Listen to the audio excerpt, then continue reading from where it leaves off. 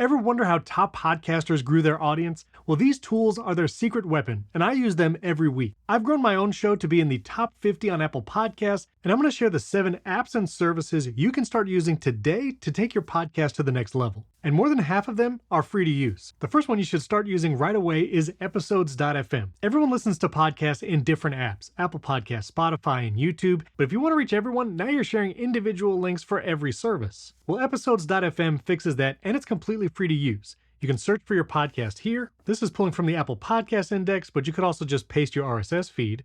Go to your podcast, and without doing anything, you now have a page that you can share that links to your podcast on every podcast app someone might listen.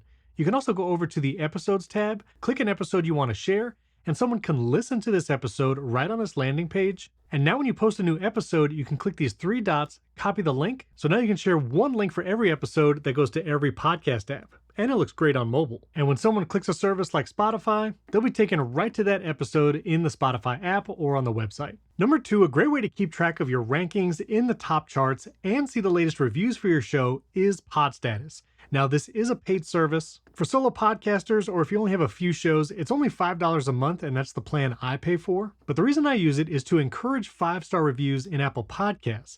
And we do that by giving shout-outs to everyone who leaves us a review. Now, if you just look at the reviews in the Apple Podcast app, you'll see the ones left in your country, but you'll miss all the reviews being left around the world. When you use Pod Status, it will pull in reviews from every country: Australia, Canada, Mexico.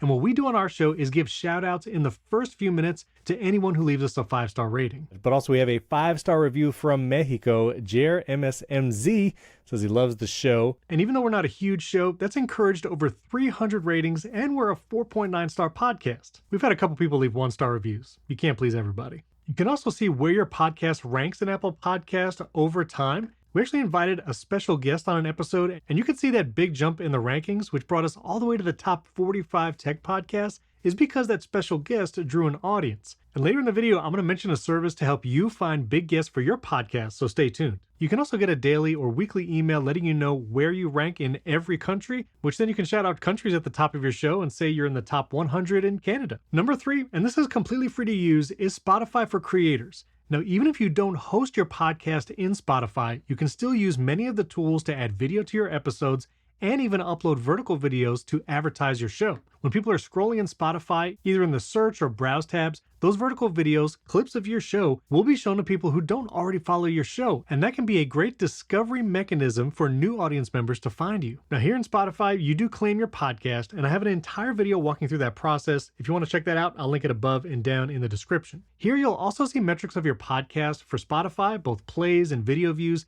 that you can't see in your podcast host. So if I go over to the episodes tab here on the left, you can go into any recent episode, and I don't host on Spotify. I host my podcast on Transistor, but I can still manage my episodes here in Spotify for Creators. Then on any individual episode, I can upload the full-length video. This way viewers can watch it in the Spotify app. You can also edit the chapters and topics for this episode and upload a custom thumbnail. So when I upload my podcast to YouTube, I use the same thumbnail here in Spotify for Creators. And you can see it shows up in your episodes in the app as well. Now, there's also a clips feature where you can upload vertical videos. And again, this is a great way to be discovered. I'm going to show you an easy way to create those clips in just a moment. Spotify also has tools to help you get to know your audience, so you can take polls. And unlike Apple Podcasts, listeners and viewers can actually leave comments on the episode in the Spotify app. And you can manage that here in Spotify for Creators. Now, tool number 4, and you can start using for free today, is Riverside. I use Riverside to record every episode of my weekly podcast, and I get high quality video and audio. It's easy to record and live stream all in the Riverside studio. I can use screen shares and overlays, and then to edit my content is super fast in the Riverside editor. To edit in Riverside, I can go up to the AI producer and remove silences with just a click, even choose how fast the pace I want, remove filler words, again with one click. I can even find fluff, which is small talk or rabbit trails, to help make the valuable content stand out and cut out everything that doesn't need to be there. You can also apply smart layouts, which will give you a multicam look with just a click. Now it'll switch between the active speaker, show everyone on screen in those in-between moments, and then go back to whoever's speaking automatically. And I did all of that with just 4 clicks. Plus, if you need to edit your content, you can just select text and delete it here in the transcript you see every time you record. And I can export up to 4K quality and then upload that to Spotify for Creators and YouTube. You can record, edit, and export totally for free right now using Riverside. Just check out that top link in the description below. Number 5, and this is a completely free resource, podnews.net. Every time there's new podcast news or new tools for creators that you should jump on and start taking advantage of, Podnews is going to cover it. Like in this recent article, which he also delivers this via newsletter, I encourage you to sign up. You'll see that YouTube announced a podcast charts, and now you can see the top podcast charting specifically on YouTube. Podnews is run by James Cridland, which I interviewed at a recent podcast movement conference for his expert tips on growing your show. You can check out that video right up here, where I interviewed him and several other experts, and his podnews.net is an incredible resource, just telling you all the podcast news and new tools you could start using today. Next, if you want a great website for your podcast, this is a paid service, but Podpage is one of the best ways to do it. Off the bat, you are probably looking at $19 a month, and this is not hosting specifically. You would still have to host elsewhere like RSS, but if you use Spotify for Creators, which is a free hosting platform, then you can use this for your website. Podpage has lots of themes to help your website look just like your brand, plus it does things like embedding the YouTube video for the episode of your show. You can add transcripts easily, which you would get when you record from Riverside. And it also integrates with mailing lists, which is another tool that you should use if you're trying to grow your audience, automatically post new episodes to social media, and more. And like they say, you don't need any website building or HTML knowledge to use it.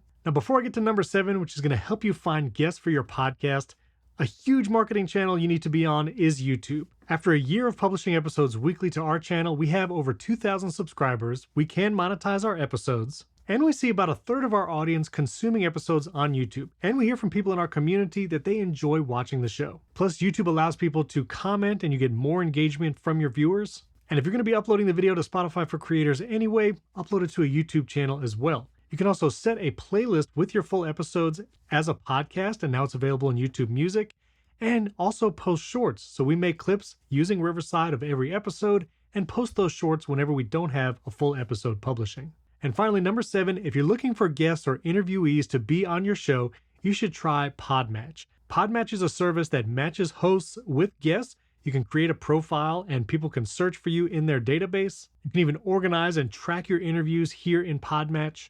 And if you're a host looking for guests, it's only $6 a month and you're going to be getting matches regularly. Plus, you'll be creating a profile talking about your niche and topic for the podcast, and so the guests that they match you with are going to pertain specifically to your show. So those are 7 apps and services to help you grow your show.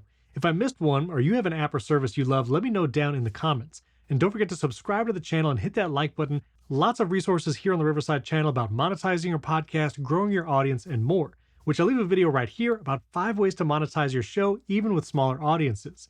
And if you're looking to upgrade your setup, maybe better sound and video quality, I have a video right here talking about the best podcast setups for 1 to 4+ people. Thanks for watching. We can't wait to see what you create.